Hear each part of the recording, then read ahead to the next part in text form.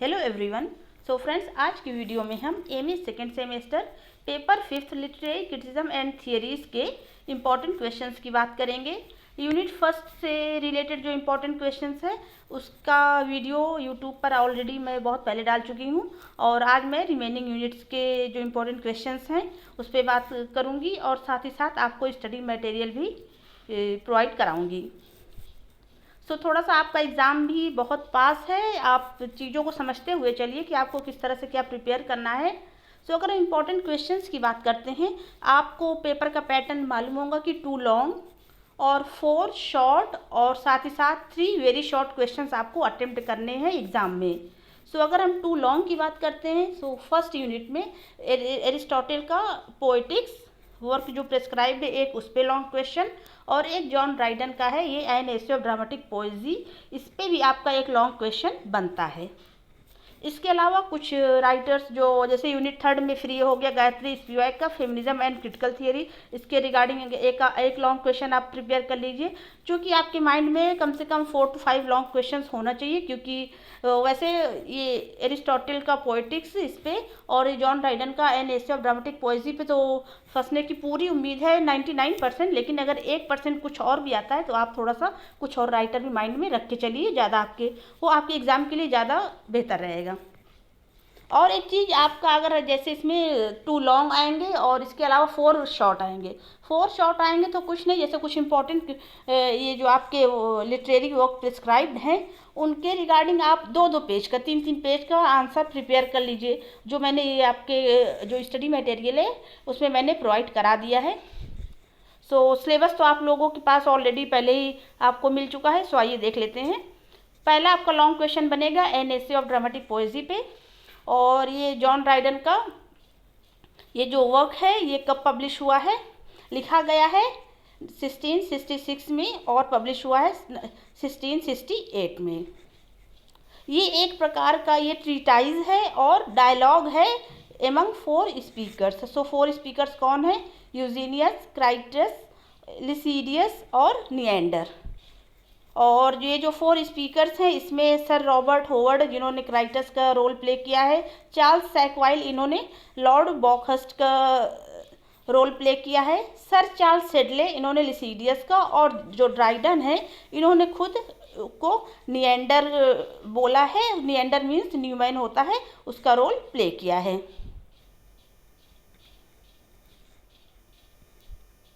और ये जो 4 मैन हैं ये क्या करते हैं, एक प्रकार के डिबेट करते हैं किस पे, अ सीरीज ऑफ 3 टॉपिक पे, जिसमें इन्होंने पहला बोला है relative merit of classical drama versus, ये जो क्लासिकल ड्रामा की बात कौन करता है, अपहेल्ड बाय क्राइट्स, और मॉडर्न ड्रामा की बात ये चैम्पियनड बाय यूजीनियस। वहीं जो फ्रेंच ड्रामा एस लिसीडियस में क्या बोलते हैं कि बेटर है इंग्लिश ड्रामा से, और इंग्लिश ड्रामा को किसने सपोर्ट किया है, निएंडर, जो ड्राइडन खुद में है। बेसिकली इसमें ये इन्होंने 3 टॉपिक को जो डिबेट का इनका टॉपिक है वो मेन 3 टॉपिक है, उसी पे एक तरह से ये डिबेट है। इस पे आप लोग आंसर प्रिपेयर कर लीजिएगा। फिर अगला बढ़ जाते हैं। अगला है आपका the preface to Lyrical Ballads, ये विलियम वर्ड्सवर्थ का है। It is an the preface to Lyrical Ballads is an essay, ये एसे है जो विलियम वर्ड्सवर्थ के द्वारा कंपोज किया गया है।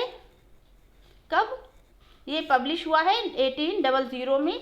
और किस पोएट्री कलेक्शन में पब्लिश हुआ है? लिरिकल बैलेट्स में। क्योंकि मेरे पास थोड़ा मैं ज़्यादा बिजी थी इसीलिए मैं इधर वीडियोस डाल भी नहीं पाई, फॉर दैट सॉरी। लेकिन रहा स्टडी मटेरियल की बात तो मैं आपको प्रोवाइड करा दूंगी, और ये जो PDF है इसका आपको लिंक मिल जाएगा डिस्क्रिप्शन बॉक्स में। जैसे आपका ये the preface to Lyrical Ballads, मैंने इसमें कंटेंट लिमिटेड डाला है कि जैसे कि आप प्रिपेयर कर सकें कि ये प्रीफेस टू लिरिकल बैलेट्स है क्या, कब पब्लिश हुआ है, और इसको ये क्या माना जाता है। It is considered manifesto of romantic movement ये कहा जाता है। इसके बाद इसके जो 4 गाइडलाइंस मेन है जो वर्ड्सवर्थ ने इसमें बताए हैं, 4 गाइडलाइंस ऑफ द मैनिफेस्टो, इसमें कौन कौन से बोला है उसकी मैं ज़्यादा इस पर टाइम नहीं वेस्ट करूँगी, ये आप लोग प्लीज़ देख लीजिएगा। इसके बाद है द बायोग्राफिया लिटरेरिया ST कोल्ड्रिच का, सैमुअल टेलर कोल्ड्रिच का। थोड़ा थोड़ा कंटेंट मैंने दिया है, इतना आप लोग प्रिपेयर कर लीजिए, इतना आपके एग्ज़ाम के लिए इनफ है। बायोग्राफिया लिटरेरिया ये पब्लिश हुआ है 1817 में। ये ऑटोबायोग्राफिकल है और इसमें आपके चैप्टर 5 की बात, जो आपका ये बायोग्राफिया लिटरेरिया, इसमें चैप्टर 5 ही मेन मेंशन है, specially Biographia Literaria by S T. Coleridge chapter 5। So chapter 5 में कोलरिज क्या करते हैं, इन्होंने क्रिटिसाइज किया है, critics David Hartley's idea about associational psychology. So आप लोग इसमें ही मैंने बहुत थोड़ा ही कंटेंट डाला है, बस आप इतना ही प्रिपेयर करते चलिए जो आपके शॉर्ट क्वेश्चन के लिए बहुत ही ज़्यादा यूज़फुल होगा। इसके बाद आपका ये है the study of poetry bye Matthew Arnold. So the study of poetry ये मैथ्यू अर्नोल्ड का है और ये it was the first essay of, ये 1888 वॉल्यूम का फर्स्ट एसे है। ओके सो और ये जो इनका द स्टडी ऑफ पोइट्री है, इसमें मैथ्यू अर्नोल्ड ने 3 वेज ऑफ एस्टिमेटिंग पोइट्री के बारे में डिस्कस किया है। और ये कौन कौन से, the historical estimate, personal estimate और रियल एस्टिमेट। सो आप लोग इसको देख लीजिएगा। और इसमें इन्होंने इस पे क्वेश्चन बहुत इंपॉर्टेंट है, बनता है कि जो इनका द स्टडी ऑफ पोइट्री है मैथ्यू अर्नोल्ड का, इसमें what is touch stone method, touch stone method क्या है। So the touchstone method is a method where a poetic work is compared with some specimens of classical writing। जहाँ पे एक poetic work को किसके साथ कंपेयर किया जाता है, क्लासिकल राइटिंग्स के द्वारा। सो आप लोग इसको भी, ये टच स्टोन मेथड आपका क्वेश्चन बनता है, इसको भी आप लोग देख लीजिएगा। और इसके बाद ये ट्रेडिशन एंड इंडिविजुअल टैलेंट, ये टी.एस. एलियट का 1919 में पब्लिश हुआ है, ऐसे है। और आपको ये सबसे पहले पब्लिश हुआ है, first publish in the egoist में पब्लिश हुआ है 1919 में। और बाद में ये किस में इंक्लूड हुआ है, in Eliot's first book of criticism the sacred wood में। इसके बाद मैंने इसके लिए शॉर्ट ही थोड़ा सा किया, क्योंकि जैसे आपका वेरी शॉर्ट अगर आता है तो ये ट्रेडिशन एंड इंडिविजुअल टैलेंट्स का अगर आता है, आप थोड़ा सा, अगर आप लोग हो सके तो गूगल भी कर लीजिएगा। अगर आपको लग रहा है कि कंटेंट कम है तो आप लोग गूगल कर लीजिएगा। वैसे मैंने अपने अकॉर्डिंग, थोड़ा टाइम कम था तो मटेरियल इतना प्रोवाइड करा दिया है। फिर ये फेमिनिज्म एंड क्रिटिकल थियरी, ये गायत्री चक्रवर्ती स्पिवैक का है, इनका ये ऐसे है। इसमें इन्होंने Gayatri Chakravorty स्पिवैक describes the relationship between, किसके बीच रिलेशनशिप को डिस्क्राइब किया है, feminism, Marxism, psycho analysis and deconstruction.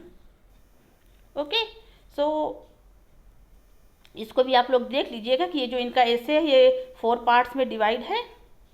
और इस पर थोड़ा आपका लॉन्ग क्वेश्चन बनेगा तो थोड़ा सा इस पर कंटेंट ज़्यादा है। इसके बाद है साइमुलैक्रा एंड सिमुलेशन। तो साइमुलैक्रा और सिमुलेशन ये क्या है, ये जीन बॉडविला का वर्क है। So it is a 1981 philosophical treatise by philosopher and cultural theorist Jean Baudrillard, जिसमें author seeks to examine the relationship between, इन्होंने किसके रिलेशनशिप को एग्जामिन किया है, reality, symbols and society, in particular the significations and symbolism of culture and media involved in contrasting and understood of shared existence। सो ये साइमुलैक्रम का definition भी दिया हुआ है। इस पर आपका शॉर्ट क्वेश्चन बनने की पूरी उम्मीद है, जो आपके कम से कम आपको इसके लिए 200 पेजेस से 200 to 250 वर्ड्स के लिखने होंगे। सो इस पर आप शॉर्ट क्वेश्चन एक मान कर चलिए। इसके बाद है the death of the author, ये रोला बार्थ का है। सो रोला बार्थ का ये डेथ ऑफ ऑथर, इस पर भी आप लोग शॉर्ट क्वेश्चन प्लीज़ देख लीजिएगा। ये 1967 में पब्लिश हुआ है। इसके बाद है आपका structure, sign and play in the discourse of human sciences, Jacques Derrida का। ये एक प्रकार ये लेक्चर है जो जॉन्स हॉपकिंस यूनिवर्सिटी में इन्होंने प्रेजेंट किया था। कब, 21 अक्टूबर 1966 में। और ये जो लेक्चर है ये पब्लिश हुआ है 1967 में एज अ चैप्टर। कौन सा चैप्टर, चैप्टर 10 पब्लिश हुआ है और किस बुक में ये, writing and difference. So writing and difference जो जैक्स डेरिडा की बुक है उसमें इनका ये चैप्टर 10th है। कौन सा?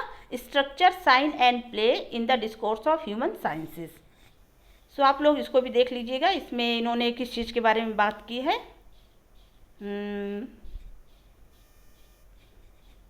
हाँ, इसके बाद आपका ये था, सॉरी इसमें मैंने वो नहीं किया, इसको अलग से मुझे हाईलाइट कर देना चाहिए था। ये मिकिल बैक्टिन का है, डिस्कोर्स इन द नॉवेल।